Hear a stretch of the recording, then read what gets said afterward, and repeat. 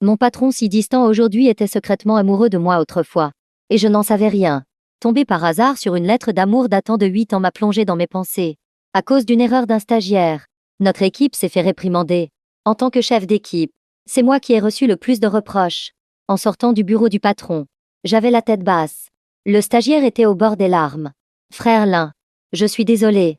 C'est moi qui t'ai attiré des ennuis. J'ai vu les cernes sous ses yeux à force d'avoir peur. Tout le monde faisait des heures supplémentaires ces derniers jours. Et il n'avait pas chômé non plus. J'ai fait un signe de la main. Ce n'est rien. Je suis habitué. Ça ne me fait ni chaud ni froid. Vraiment. Une voix féminine et froide s'est fait entendre. Le stagiaire a sursauté de peur. Et mon corps s'est raidi. J'ai levé la tête et j'ai vu Ben Yingbing qui fronçait légèrement les sourcils sans me regarder. Son visage de beauté glaciale donnait l'impression qu'elle était soucieuse. J'ai esquissé un sourire mal à l'aise. Ben Yingbing m'a fixé pendant quelques secondes. Puis a fermé la porte de son bureau. Au milieu de mon travail. Je suis allé chercher de l'eau.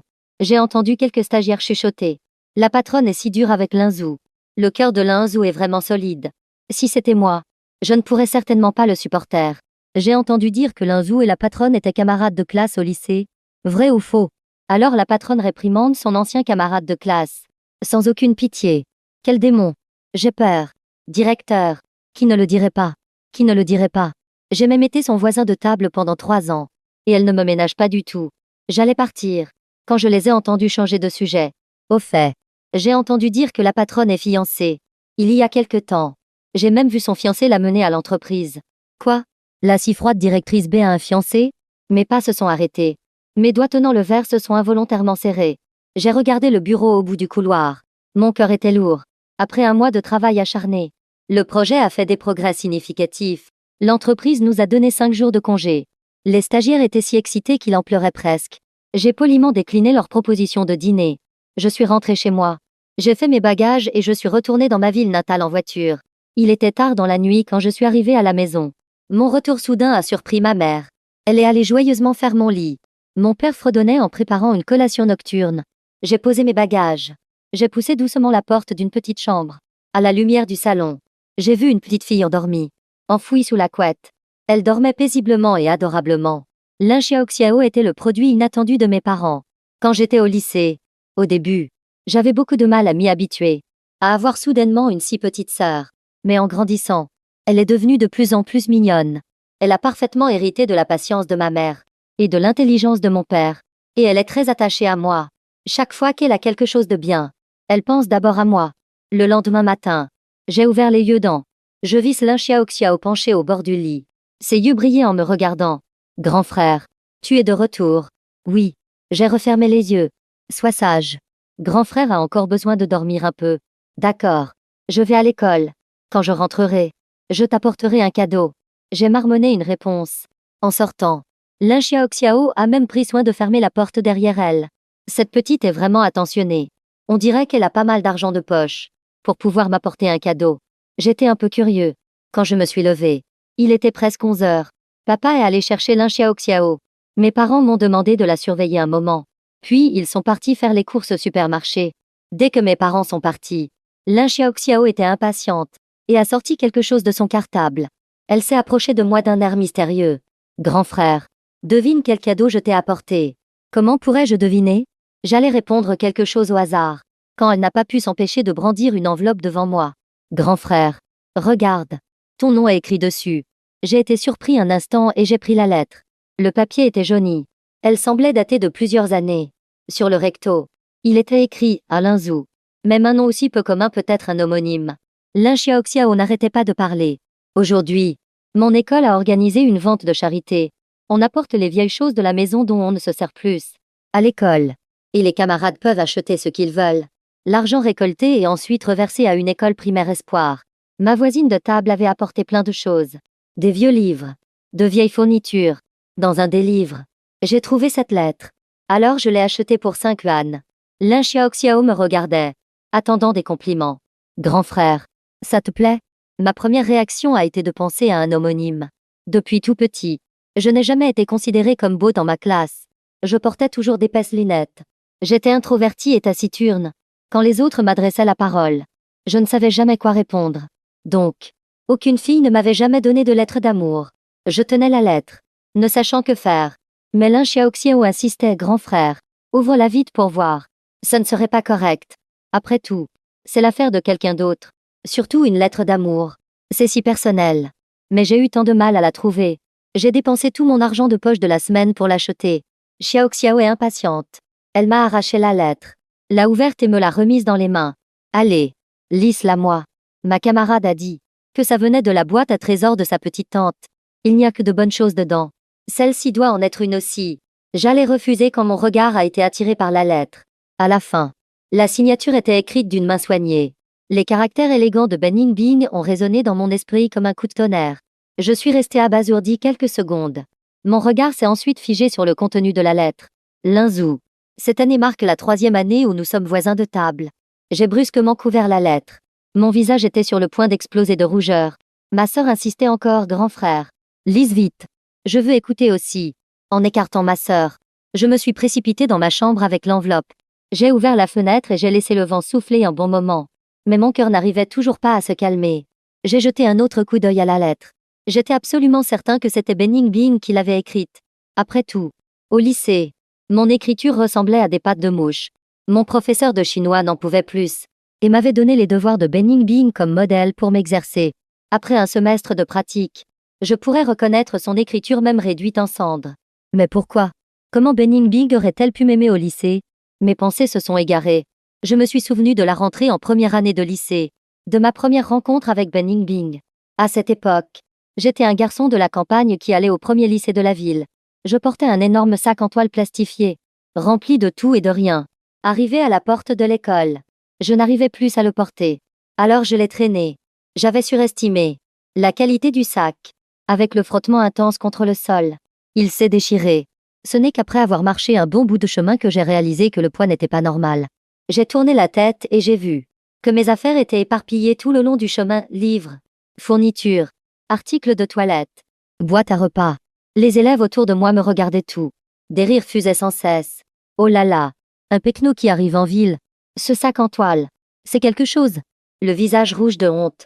Je me suis accroupie et j'ai commencé à ramasser mes affaires en revenant sur mes pas. À peine avais-je commencé, je me suis heurté de plein fouet à une fille qui venait en sens inverse. La fille portait un sac à dos. Elle était jolie, avec un air distant et froid. Ses cheveux étaient attachés en queue de cheval. Et elle était grande. Elle tenait dans ses bras un tas de mes affaires éparpillées. D'une voix neutre, elle a dit: j'ai ramassé tout ce qui était devant. Par-dessus mon épaule. Elle a jeté un œil au sac en toile par terre. Tu as un autre sac? J'ai secoué la tête, embarrassée, osant à peine la regarder. Elle a réfléchi un instant, a sorti quelques livres de son sac à dos et me l'a tendu. Sers-toi de ça en attendant. Tout confus, j'ai pris le sac à dos blanc de la jeune fille. J'ai levé la tête, perplexe. Comment je vais te le rendre? Elle a montré les livres que je venais de ramasser. Tu n'es pas aussi en classe 3 de première année? Surpris, j'ai instinctivement regardé ces livres. Sur la couverture était inscrit sa classe et son nom. Classe 3 de première année. Ben Yingbing. S'il fallait dire qui est tombé amoureux en premier, c'est en réalité moi qui suis tombé amoureux d'elle. Malheureusement, cet amour secret s'est éteint pour diverses raisons. Après avoir obtenu mon diplôme universitaire, j'ai fait un stage dans une petite entreprise inconnue, sans m'attendre à la revoir. C'est là que j'ai réalisé que c'était elle qui avait fondé cette petite entreprise. L'écart entre nous se creusait de plus en plus. Je me demandais encore comment j'allais gagner ma vie, tandis que Ben Yingbing avait déjà lancé son entreprise, se faisant une place dans la haute société. Alors, comment cette lettre d'amour a-t-elle bien pu exister?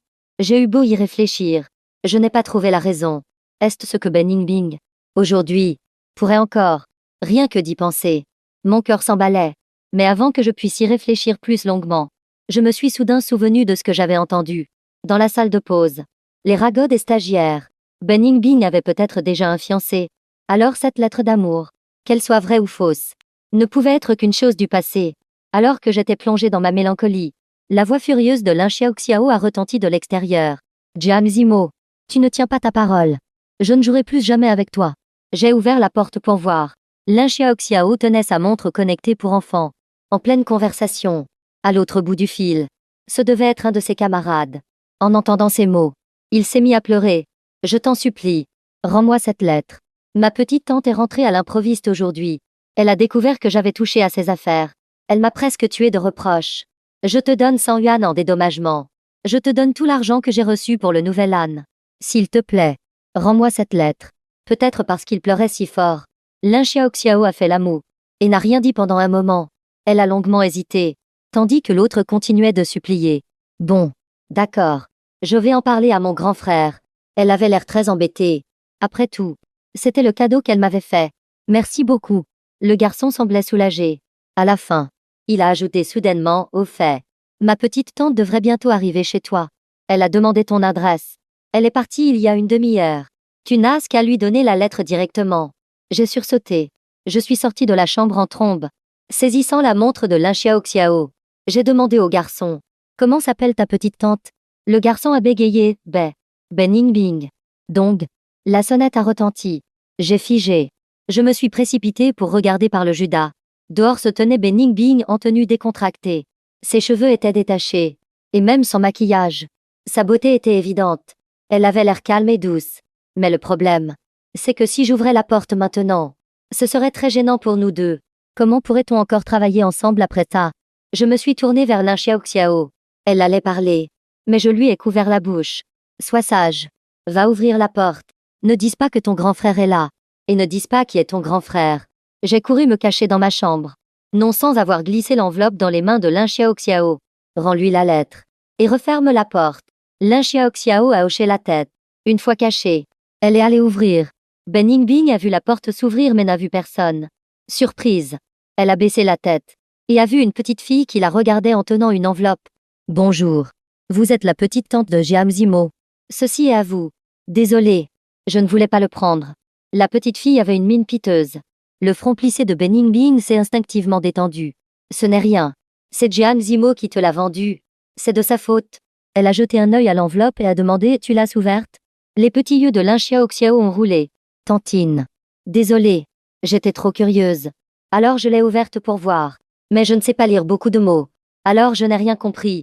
Ben Yingbing a souri sans rien dire. Elle a tendu une enveloppe rouge à Lin Xiaoxiao. Une enveloppe du nouvel âne en retard. Pour t'encourager dans tes études. Elle n'est pas restée longtemps et est vite partie. Une fois la porte refermée, je suis sortie de ma chambre. Lin Xiaoxiao m'a fait un signe OK. Le dernier jour des vacances s'est terminé. Je suis retournée en hâte dans la ville où je travaille. En préparant mes affaires pour la réunion du lendemain, j'ai réalisé que j'avais laissé un document important au bureau. Certaines données devaient être vérifiées, et il serait trop tard pour le faire le lendemain. J'ai hésité quelques secondes. Puis j'ai pris mes clés de voiture et je suis descendue. L'appartement où je vis n'est pas loin du bureau. En voiture, ça ne prend qu'une dizaine de minutes. C'est un immeuble de bureau de 20 étages. Notre entreprise se trouve au dernier étage. Debout en bas de l'immeuble, j'ai regardé la lumière allumée au dernier étage. Je n'ai pas pu m'empêcher d'être surpris. Le gardien de sécurité qui revenait de sa ronde m'a vu. Qui va là? Je lui ai souri en le saluant.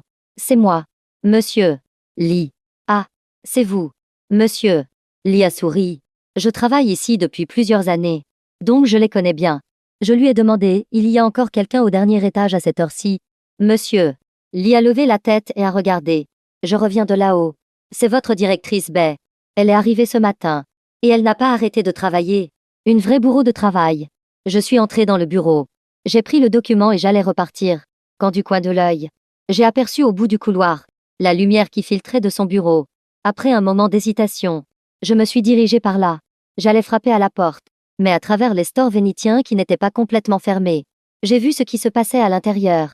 Ma main levée s'est figée en un instant.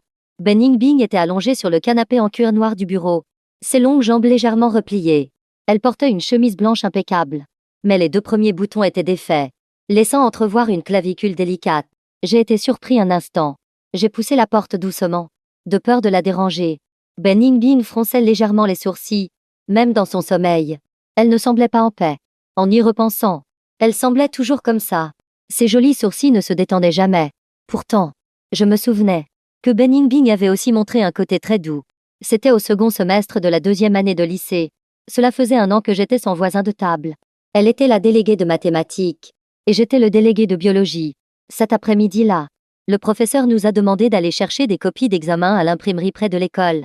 À peine sortie de l'école, je suis tombée sur ma grand-mère qui était venue me voir. Linzou. Je me demandais justement comment j'allais pouvoir entrer. Grand-mère était très contente. Normalement, notre école n'autorisait pas les visiteurs. Elle avait pris le bus depuis notre petite ville de campagne. Un long voyage. Et elle m'a vue dès qu'elle est arrivée à la porte. Elle m'a pris la main et m'a raconté plein de choses. Ben Yingbing se tenait non loin de là, m'attendant. Grand-mère m'a demandé Linzou. Les gâteaux de riz gluants que je t'ai donnés la semaine dernière pour tes camarades. Tu les as distribués. Ils ont aimé? J'ai souri. Oui. Ils ont adoré. Ils ont tout dit que tu étais une excellente cuisinière. Tant mieux. Le visage de ma grand-mère s'est illuminé d'un sourire ridé. Mais j'avais menti. Ces gâteaux de riz. C'est moi qui les avais tout mangés. Au début, j'en avais donné à mes colocataires. Mais je les ai vus les jeter à la poubelle. En disant que manger des choses pas très propres pouvait rendre malade. Je ne voulais pas que le travail de ma grand-mère soit gaspillé. En pleine adolescence, j'avais ma fierté. Alors, j'ai mangé tout le reste. J'ai dit à ma grand-mère de m'attendre devant l'imprimerie, qu'après avoir récupéré les copies, je l'emmènerais déjeuner. Mais il y a eu un problème avec les copies de biologie.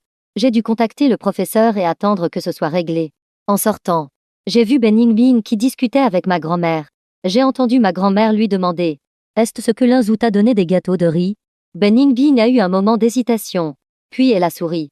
Oui, j'en ai mangé. C'était très bon. En entendant cela, ma grand-mère était encore plus heureuse. Elle a immédiatement sorti un petit sachet de son sac. Goûte ça, ma petite. Tu en veux? A dit ma grand-mère avec un regard bienveillant. Les aînés sont toujours comme ça. Ils ont l'habitude de garder ce qu'ils pensent être le meilleur pour les plus jeunes. Pour ma grand-mère, les gâteaux de riz qu'elle avait fait elle-même étaient la meilleure chose qu'elle pouvait me donner à partager. Avec mes camarades, j'ai regardé Ben Yingbing avec un peu de nervosité. À ma grande surprise, elle a tendu la main et a pris le gâteau. Elle l'a mangé sans hésiter. Merci, grand-mère. Cécile était long. Le soleil projetait une légère ombre sous ses yeux. Son regard, d'habitude si vif, s'était adouci. Je suis restée bouche bée. Je l'ai entendu me faire des compliments, disant que j'étais bon élève, très travailleur, gentil et serviable, que j'avais beaucoup d'amis. Ce jour-là, ma grand-mère était très heureuse. C'est aussi à partir de ce jour que j'ai réalisé que je l'aimais peut-être un peu. Un amour secret et un champ de bataille solitaire. Je suivais secrètement chacun des gestes de Ben Yingbing. J'imitais ses petits tics quand elle réfléchissait. J'imitais son écriture. Le moindre contact physique occasionnel après les cours faisait battre mon cœur à tout rompre. C'est ainsi que j'ai précieusement collectionné ces moments. Avant les vacances d'été de la 2e année, je me suis préparée à déclarer ma flamme à Ben Yingbing. À cette époque, des rumeurs ont commencé à circuler dans la classe. J'ai entendu dire que sa mère et sa sœur se sont enfuies à cause de son père. Son père a même fait de la prison il y a 2 ans pour s'être battu en état d'ivresse. Vraiment? Je me disais bien que Ben Yingbing avait un air sinistre. Le genre de personne qui peut vous poignarder dans le dos sans crier gare. On dit que les gènes criminels sont héréditaires. On ferait mieux de garder nos distances avec elle à l'avenir. Ça veut dire que Ben Yingbing ne pourra jamais devenir fonctionnaire. Le ton était plein de schadenfreude. Je n'en pouvais plus. Je me suis retournée et je leur ai lancé un regard noir. Quelqu'un n'est juste jaloux d'être toujours le premier de la classe. Et de ne jamais pouvoir être le numéro 1. N'est-ce pas? La personne a été surprise un instant. Puis a rétorqué: Tu es malade ou quoi? C'est toi qui es malade. Tu as la rage. Pour être honnête, moi qui étais toujours introvertie, je m'étais rarement disputée avec quelqu'un avec une telle véhémence. À peine la dispute commencée, avant même que les autres n'aient dit grand-chose, mes propres yeux se sont remplis de larmes de colère. C'est alors que Ben Yingbing est entré. Suivant le professeur, ce qu'elle a vu, c'est moi, en train de crier sur quelqu'un tout en ayant les yeux rouges, dans un état pitoyable. L'autre personne a été envoyée dehors pour être punie. Le professeur nous a demandé la raison de la dispute. Nous nous sommes regardés et avons tous les deux choisi de garder le silence. Lui, parce qu'il se sentait coupable. Moi, parce que j'avais peur que Ben Yingbing soit blessée si elle entendait la vérité. Mon amour secret a pris fin cet été-là. J'avais rassemblé mon courage pour me déclarer à Ben Yingbing. C'était le dernier jour des vacances d'été. En me fiant à l'adresse que j'avais en mémoire, j'ai trouvé la maison de Ben Yingbing. C'était une vieille ruelle où les maisons étaient collées les unes aux autres. Devant la maison de Ben Yingbing, 2 ou 3 personnes regardaient. Il bat encore son enfant. Quelle misère. Personne n'intervient. Et s'il la blessait gravement? On ne peut pas. L'autre jour, le vieux Yang a essayé de s'interposer. Et ce salaud l'a frappé aussi. Je me suis approchée précipitamment. Soudain, un grand bruit a retenti de la cour. À travers le portail, j'ai vu la porte de la maison s'ouvrir d'un coup de pied. Ben Yingbing a été projeté dehors. Petite garce. Un homme de grande taille est sorti. Il lui a donné un coup de pied. Comment oses-tu riposter? L'homme, bien que grand, titubait à cause de l'alcool. Ben Yingbing a essuyé le sang au coin de ses lèvres. Elle s'est relevée et s'est jetée sur lui, avec son corps frêle. Elle a fait tomber l'homme par terre. Pourquoi tu ne meurs pas? Pourquoi tu ne meurs pas? Ben Yingbing s'est battu avec lui. L'homme, furieux, a frappé encore plus fort, tout en l'insultant. Même si je meurs, je t'emmènerai avec moi. Petite garce, tu crois que tu as des ailes maintenant? Hein? Laisse-moi te dire. C'est mon sang qui coule dans tes veines. Tu es ma fille. Tu ne pourras jamais te débarrasser de moi. Regarde-toi quand tu frappes. Tu me ressembles tellement. L'homme riait comme un fou. Tu es ma fille. Ma fille. La main levée de Beningbing s'est arrêtée. Puis elle est retombée. Impuissante. Elle s'est relevée en titubant. Elle a baissé les yeux sur l'homme à terre. La jeune fille avait beaucoup grandi. Même si elle n'avait pas encore la force de se protéger, elle montrait déjà ses crocs, comme un jeune animal sauvage. Je ne suis pas comme toi. Beningbing a dit, je suis la première de toute l'école. Je l'étais avant. Et je le serai toujours. J'irai dans la meilleure université. J'étudierai dans la meilleure filière. Je réussirai dans la vie. Je suivrai un chemin complètement opposé au tien. Je n'ai jamais été comme toi. Ces paroles ont explosé dans mon esprit comme une bombe. J'ai compris pourquoi Beningbing travaillait si dur. Parce qu'elle ne croyait pas au destin. Elle voulait changer son destin. En repensant à la lettre d'amour que je tenais, j'ai ressenti une sorte de honte.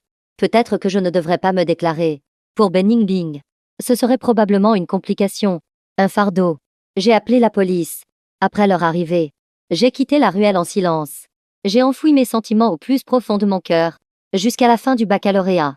Beningbing n'était pas seulement la meilleure de l'école à l'examen. Elle était aussi la lauréate de la section scientifique de la ville. Fleurs et applaudissements fusaient. Les appels des meilleures universités se succédaient.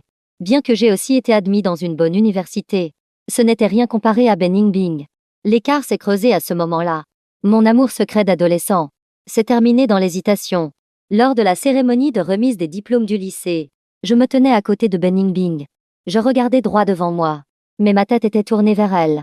Beningbing, je te souhaite un avenir brillant. Beningbing a été surprise un instant. Sa voix était claire, merci. Je te souhaite aussi un avenir brillant. C'est ainsi que s'est terminée mon adolescence. Dans le bureau silencieux, j'ai regardé la femme en face de moi. Beningbing, tu as réussi. Mais pourquoi n'es-tu toujours pas heureuse? Sur la table basse, il y avait une demi-tasse de café froid.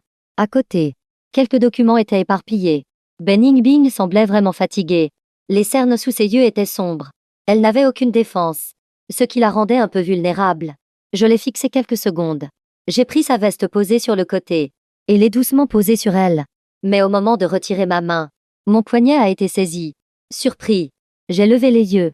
Mon regard a croisé celui de Beningbing. Mon cœur a raté un battement. Au début, le regard de Beningbing était un peu confus. Mais il est vite redevenu clair. Elle me serrait le poignet avec une certaine force. Ses ongles s'enfonçaient dans ma peau. J'ai légèrement froncé les sourcils. Beningbing a relâché sa prise. Sa voix était un peu rauque. Qu'est-ce que tu fais ici? J'ai fait un pas en arrière. Je suis revenu au bureau pour prendre un document. J'ai vu que la lumière était allumée. Alors je suis venu voir. Beningbing a regardé la veste qui avait glissé sur ses genoux. Elle est restée silencieuse pendant 2 secondes. Puis s'est levée pour se verser un verre d'eau. J'allais m'éclipser discrètement. Quand j'ai entendu Beningbing m'appeler, je me suis arrêtée. Directrice Bay, y a-t-il autre chose? Elle m'a regardé quelques secondes. Puis a dit, je suis désolée. L'autre fois, devant les stagiaires, je n'ai pas eu une bonne attitude envers toi. Je ne m'attendais pas à ce qu'elle s'excuse si soudainement.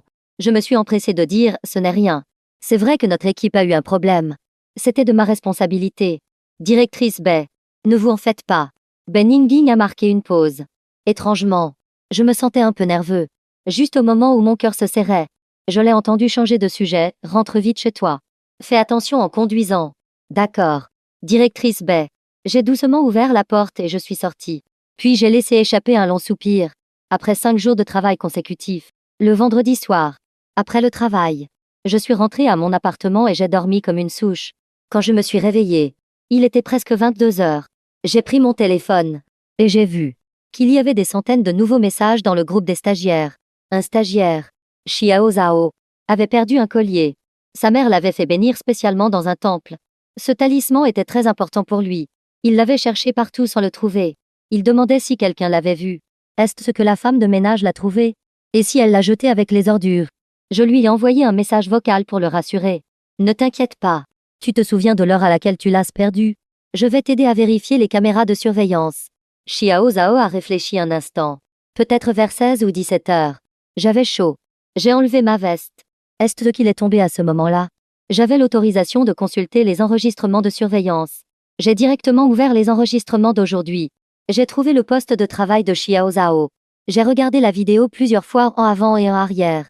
Finalement, en zoomant et en regardant attentivement, j'ai vu qu'au moment où Xiao Zhao a enlevé sa veste, quelque chose est tombé de lui et a été accidentellement poussé sous le bureau par un collègue qui passait. J'ai poussé un soupir de soulagement et j'ai fait une capture d'écran que j'ai envoyée à Xiao Zhao. Ah, merci beaucoup. Frère Lin. J'irai le chercher lundi. Pas de problème. L'important c'est de l'avoir trouvé. J'ai quitté la conversation. J'allais fermer la fenêtre de surveillance. Mais ma souris a dérapé. L'enregistrement a sauté à 21 heures. La silhouette de Ben Yingbing est apparue furtivement. Je me suis arrêté net. J'étais stupéfait. Ben Yingbing finissait de travailler si tard. Mais son chemin pour rentrer ne passe pas par là. N'est-ce pas? J'ai cliqué sur la barre de progression pour revenir quelques secondes en arrière. J'ai vu Ben Yingbing sortir d'un côté de l'écran. Elle s'est dirigée droit vers mon poste de travail. J'étais perplexe. Elle s'est arrêtée devant mon bureau pendant 2 secondes. Puis, j'ai clairement vu qu'il y avait quelques bonbons White Rabbit de plus sur mon bureau. Mes yeux se sont écarquillés et je me suis redressé brusquement sur mon lit. Il y avait presque tous les jours des bonbons sur mon bureau. J'avais toujours pensé que c'était des collègues arrivés tôt qui me les laissaient. Je les avais tout mangés sans me poser de questions. Serait-ce eux? J'ai tapé sur mon clavier pour vérifier les enregistrements des jours précédents. J'ai avancé la vidéo jusqu'à 20 ou 21 heures. Et bien sûr, j'ai revu Ben Yingbing. C'était elle qui m'avait toujours apporté les bonbons. Vert. Vrr. La vibration de mon téléphone a interrompu mes pensées. J'ai regardé l'identifiant de l'appelant. Mon cœur a sauté. Ben Yingbing. Pourquoi m'appellerait-elle à cette heure-ci? J'ai décroché. Une voix masculine inconnue s'est fait entendre. Allô? Monsieur Linzou. Je suis un ami de Yingbing. La directrice Bai a trop bu. Vous pourriez peut-être venir la chercher. Quand je suis arrivé au restaurant Tingxu Xiaoyu, il était déjà 23 heures. Devant la porte d'un salon privé discret, un homme élégant et séduisant était au téléphone. En me voyant, il m'a souri. Après quelques mots à son interlocuteur, il a raccroché et s'est dirigé vers moi. Je me suis figé. Je le reconnaissais. Un stagiaire avait posté une photo de lui et de Ben Yingbing, disant que c'était le fiancé de Ben Yingbing. Je le regardais, abasourdi. Monsieur Lin, vous êtes arrivé vite. Il a montré l'intérieur du salon. Yingbing a trop bu. Il va falloir que vous la rameniez chez elle. Yingbing. Quelle intimité. Une pointe d'acidité a surgi dans mon cœur. Je n'ai rien laissé paraître. J'ai souri aussi. D'accord. Vous rentrez avec nous? Il a eu l'air surpris. Rentrez où? Chez vous. Ma maison n'est pas sur le même chemin que celle de Yingbing. Il a expliqué et puis, ma femme est déjà venue me chercher. Ne vous inquiétez pas pour mademoiselle Bai. Ma femme? J'étais perdue. Il a compris à mon expression. Pour qui m'avez-vous pris? J'ai ri maladroitement. Le fiancé de la directrice Bai. Ah! Il a éclaté de rire. J'ai 10 ans de plus qu'elle. Vous êtes vraiment drôle. Il m'a tendu la main. Bonjour. Je me présente. Je m'appelle Chi Yue. Je suis l'un des partenaires de Ben Yingbing. Chi Yue a ajouté, j'ai toujours été en contact avec Yingbing. Aujourd'hui, j'ai servi d'intermédiaire pour organiser un dîner d'affaires et discuter d'un projet. Elle a bu un peu trop par accident. Je me suis rapidement excusée. Désolé, monsieur Chi. C'est moi qui ai mal compris. Ce n'est rien. Chi Yue a appelé un serveur pour l'aider à installer Ben Yingbing dans ma voiture. Assis au volant, j'ai demandé avec embarras Monsieur Chi, vous avez l'adresse de la directrice Bai? Chi Yue a été surpris. Vous ne l'avez pas? J'ai cligné des yeux. Je devrais la voir? Chi Yue a expliqué, vous n'êtes pas son assistant. J'ai ri. Non. Oh. Je suis vraiment désolée. Votre numéro est en favori sur son téléphone. J'ai supposé que vous étiez son assistant. C'est pour ça que je vous ai appelé. Chi Yue m'a rapidement envoyé l'adresse. Faites attention sur la route. Même après avoir roulé un bon moment, mon cœur battait encore un peu vite. Les paroles de Chi Yue résonnaient dans ma tête. Votre numéro est en favori sur son téléphone. À travers le rétroviseur, j'ai regardé Ben Yingbing sur la banquette arrière. Son visage était un peu rouge à cause de l'alcool. J'ai détourné le regard. Mais quelques secondes plus tard, je n'ai pas pu m'empêcher de la regarder à nouveau. Cette fois, nos regards se sont croisés. Ma main a tremblé. La voiture a fait une embardée. Ben Yingbing a massé ses tempes. Elle avait l'air de souffrir. Cette fois, elle a ri. Arrête de me regarder. Conduis correctement. Mon cœur a sursauté de soulagement. Choqué. Je me suis redressée. Je n'ai plus osé jeter un regard en arrière. Ben Yingbing n'était pas complètement ivre. Bien qu'elle titubait un peu, elle pouvait encore rentrer chez elle toute seule. En arrivant, Ben Yingbing s'est effondré sur le canapé. J'ai couru dans la cuisine et Après avoir cherché partout, j'ai finalement trouvé une bouteille d'eau au miel. Trop sucrée. En attendant que l'eau refroidisse, j'ai ouvert mon téléphone. J'ai vu que Chi-Yue m'avait envoyé plusieurs messages. Je me disais bien que votre visage me disait quelque chose. Je viens de me souvenir. C'est moi qui vous ai recruté quand vous avez rejoint l'entreprise de Ningbing. À l'époque, il y avait beaucoup d'étudiants qui postulaient. Votre CV ne sortait pas du lot. Il a été écarté dès la première sélection. Mais quand Ningbing l'a vu, elle l'a récupéré. Elle a dit que notre entreprise avait besoin de quelqu'un comme vous. Maintenant, je vois que sa décision était la bonne. Vous avez des compétences et de la patience. Vous êtes une personne tolérante. Avec vous dans l'entreprise, la cohésion est bien meilleure. Continuez comme ça. Jeune homme. J'ai mis un moment à digérer. Quelqu'un comme moi. Oui. Ningbing a dit que vous étiez une personne chaleureuse. Je me suis tournée vers le salon. Ben Ningbing était allongé sur le canapé, la tête en arrière. Sa poitrine se soulevait légèrement. Sa respiration était un peu lourde. Avoir trop bu est forcément désagréable. Je me suis dépêchée de préparer l'eau au miel et de la lui apporter. Directrice Bay. J'ai posé le verre sur la table basse. J'ai appelé doucement. Directrice Bay. Ben Ningbing n'a pas réagi. Mon cœur s'est serré. N'aurait-elle pas attrapé froid? Ben Ningbing. Vous m'entendez? Tout en l'appelant. J'ai agité la main devant ses yeux. Ben Ningbing a lentement ouvert les yeux. Elle a attrapé ma main qui s'agitait. Elle a levé la tête pour me regarder. Ses yeux sombres brillaient, comme s'ils étaient recouverts d'un fin brouillard. Linzou. Mon cœur battait la chamade. Mais j'ai fait semblant d'être calme et j'ai retiré ma main. Buvez un peu d'eau. J'allais prendre le verre. Mais Ben Ningbing m'a de nouveau attrapé le poignet. Je me suis retournée. Elle s'était redressée et m'avait enlacé la taille. Je suis tombée assis sur le canapé. Derrière moi, la poitrine de Ben Ningbing était brûlante. À travers sa chemise, je pouvais sentir les battements frénétiques de son cœur. Ses bras me serraient fermement la taille. Son menton reposait sur mon épaule. Sa voix tremblait légèrement. Ne pars pas. Je ne partirai pas. Je sentais tout mon sang monter à mon visage. Les lèvres de Ben Ningbing frôlaient mon bras, provoquant un frisson. Je n'arrêtais pas de me répéter pour me convaincre. Ben Ningbing est ivre. Les actions d'une personne ivre sont par nature illogiques. Ça ne veut rien dire. Mais la phrase suivante de Ben Ningbing m'a complètement figé sur place. Linzou. Tu l'as vue? Quoi? Il y a 10 ans. Celle que je n'ai pas pu t'envoyer. Cette lettre d'amour pour toi. J'ai levé les yeux. Stupéfait. Pendant un instant. Je n'ai pas su quoi dire. Sur la baie vitrée en face, nos silhouettes enlacées se reflétaient. L'atmosphère était ambiguë. La voix de Ben Ningbing était langoureuse, empreinte d'ivresse. Mais ses mots étaient clairs. Tu sais, tu es la personne la plus chaleureuse que j'ai jamais rencontrée. Il n'était pas insensible. Il voyait la gentillesse des autres à son égard. Quand il était malade, le thermos sur son bureau était toujours rempli d'eau chaude. Les devoirs à ramasser, quelqu'un les avait déjà récupérés et posés sur son bureau. Il n'y avait pas de bonne fée dans la classe. Oh, si. Il y avait un bon génie masculin. Mais ce bon génie était si maladroit dans sa dissimulation qu'il était facile de deviner qui c'était. Ce garçon nommé Linzou avait toujours été introverti. La seule fois où il avait été puni par le professeur, c'était pour prendre sa défense. La façon dont il criait, les yeux rouges, était féroce.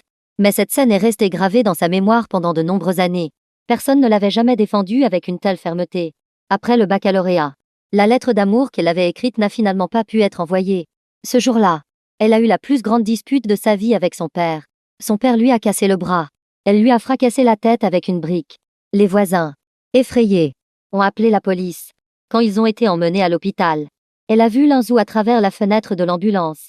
Il se tenait avec sa famille devant un glacier, chacun tenant une glace, riant et s'amusant. Une famille ordinaire mais enviable. Sur la vitre, elle pouvait aussi voir son propre visage tuméfié. À quoi bon être la meilleure élève? Sa vie était un désastre.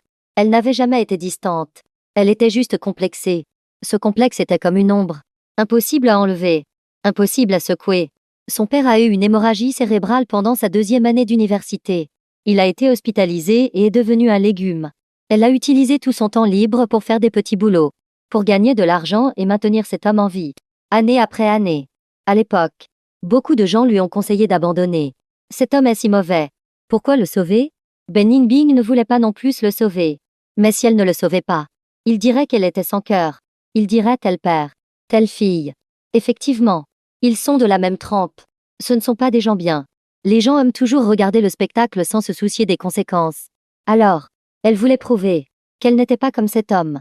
Jusqu'à il y a 2 ans. Cet homme qui était alité depuis 2 ans. n'a finalement pas survécu. Il est mort cet hiver-là. Ce jour-là, Ben Yingbing est resté longtemps au chevet de son lit, du lever au coucher du soleil, sans joie, ni tristesse, ni chagrin, seulement du soulagement.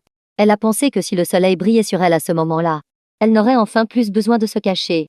Après tout, ce fardeau qu'elle avait toujours porté avait finalement disparu. Sa prise sur moi s'est resserrée. Mon cœur battait de plus en plus vite. Linzhou, je t'aime. Cette déclaration tardive m'a laissé sans voix pendant un long moment. Mes yeux se sont un peu embués. Alors, pendant toutes ces années, je n'étais pas le seul à l'aimer en secret. La voix de Ben Yingbing est devenue plus claire. Son ivresse semblait commencer à se dissiper. Mais elle ne m'a pas lâché. Tes oreilles sont toutes rouges. Nerveux. Je l'ai doucement repoussé. Il se fait tard. Directrice Bai, vous devriez vous reposer. Je vais rentrer. Mais à peine avais-je fait un pas que Ben Yingbing m'a de nouveau enlacé la taille. Son visage était contre mon ventre. Sa paume était posée sur ma poitrine. Cette chaleur brûlante m'a donné envie de fuir. Je me sens un peu mal. Tu peux rester encore un peu avec moi. S'il te plaît. La Ben Yingbing ivre était complètement différente de la Ben Yingbing sobre. Je ne savais pas comment réagir. Il a suffi qu'elle me supplie doucement, pour que mes jambes deviennent faibles. Ben Yingbing en a profité pour me faire asseoir. Puis, s'accrochant à mes épaules, elle s'est assise sur mes genoux. Sa température corporelle était brûlante. Son regard était brûlant aussi. J'osais à peine la regarder dans les yeux. Ben Yingbing, tu es ivre. Je ne suis pas ivre. Elle a baissé la tête pour me regarder. Je sais qui tu es. Je sais ce que je fais. Ses doigts ont caressé ma joue. Le bout de ses doigts était légèrement chaud. J'ai levé les yeux vers elle. Mon regard s'est posé sur ses lèvres. Une voix dans ma tête criait frénétiquement. Alors, j'ai pris son visage entre mes mains. Et je l'ai embrassé. Le baiser a été bref. Je me suis retirée. Paniquée. Mais les lèvres de Ben Yingbing se sont posées sur les miennes l'instant d'après. Au début, ce n'était qu'un léger contact, comme pour tester, ou pour confirmer. Ses lèvres avaient un léger goût d'alcool. Elles étaient chaudes et douces. J'ai eu l'impression qu'on me volait mon souffle. Mon cœur battait si vite qu'il allait sortir de ma poitrine. Les mains de Ben Yingbing ont encadré mon visage, approfondissant le baiser avec une tendresse impérieuse. Ma raison s'est effondrée petit à petit. C'était comme tomber dans un océan chaud. Le lendemain matin, je me suis enfuie. En sortant furtivement de l'immeuble, j'ai été surpris par le gardien de sécurité en patrouille. Je ne vous ai jamais vu. Vous habitez à quel étage? Le gardien m'a dévisagé. J'ai bégayé l'adresse de Ben Yingbing. Vous pouvez me laisser partir, s'il vous plaît. J'ai une urgence. Le gardien a vérifié. Ce n'est pas possible. Vous n'êtes pas enregistré. La propriétaire de cet appartement est une femme. J'étais de plus en plus mal à l'aise. Je suis son petit ami. Oh. Le gardien a compris. J'ai poussé un soupir de soulagement. J'allais partir quand je l'ai entendu dire « Attendez un instant. Je vais appeler la propriétaire pour confirmer. » Je n'ai pas eu le temps de l'en empêcher. Il avait déjà composé le numéro. C'est Ben Yingbing qui est venu me chercher. Elle avait un sourire aux lèvres. Un sourire qui vous laissait sans voix. Mais je me sentais toujours gênée et agacée. C'est drôle? Pas du tout. Ben Yingbing m'a pris la main et m'a ramené à l'appartement. Pourquoi tu t'es enfui? Je n'ai rien dit. En fait, j'avais un peu peur. Peur que la nuit dernière n'ait été qu'un caprice pour Ben Yingbing. Et que moi, je l'ai pris au sérieux. Ben Yingbing s'est arrêtée. Elle semblait avoir deviné mes pensées. Elle a serré ma main. Mon chéri, qu'est-ce que tu veux pour le petit déjeuner? Je l'ai regardé. Stupéfait. Comment tu m'as appelé? Mon chéri. Ben Yingbing s'est légèrement penché. Son visage s'est approché du mien. Elle a plissé les yeux en me regardant. C'est toi qui l'as dit. Tu veux te rétracter? Pas du tout. J'ai détourné le visage et je me suis raclé la gorge. Je veux des nouilles. Ben Yingbing cuisine bien les nouilles. J'ai mangé jusqu'à en avoir un hoquet de satisfaction. J'ai levé la tête et j'ai croisé le regard amusé de Ben Yingbing. Ne te moque pas. Elle a ri et a répondu d'accord. J'ai replongé la tête dans mon bol. Je t'ai acheté des vêtements. Ils seront bientôt livrés. Après le petit déjeuner, nous irons travailler ensemble. J'ai été surpris. Nous. Ensemble? Oui. Ben Yingbing a posé ses mains sur la table. Elle a baissé les yeux sur moi. Elle a dit, mot pour mot désormais. Toujours ensemble. J'ai toujours été très curieux. Comment a-t-elle su que j'avais lu cette lettre d'amour? Je ne ressemble pas du tout à Lin Xiaoxiao. Et ma famille n'a emménagé en ville que depuis quelques années. Il est encore plus improbable qu'elle sache que c'était ma maison. J'ai longuement interrogé Ben Yingbing. Mais elle n'a jamais voulu me le dire, me demandant de deviner. Mais je n'arrive vraiment pas à deviner. Scène bonus. Jiang Zimo tenait sa montre connectée. Il a cligné des yeux. De l'autre côté, plusieurs voix se sont fait entendre. Sois sage. Va ouvrir la porte. Ne dis pas que ton grand frère est là. Et ne dise pas qui est ton grand frère. Rends-lui la lettre. Et referme la porte. Bonjour. Vous êtes la petite tante de Jiam Zimo.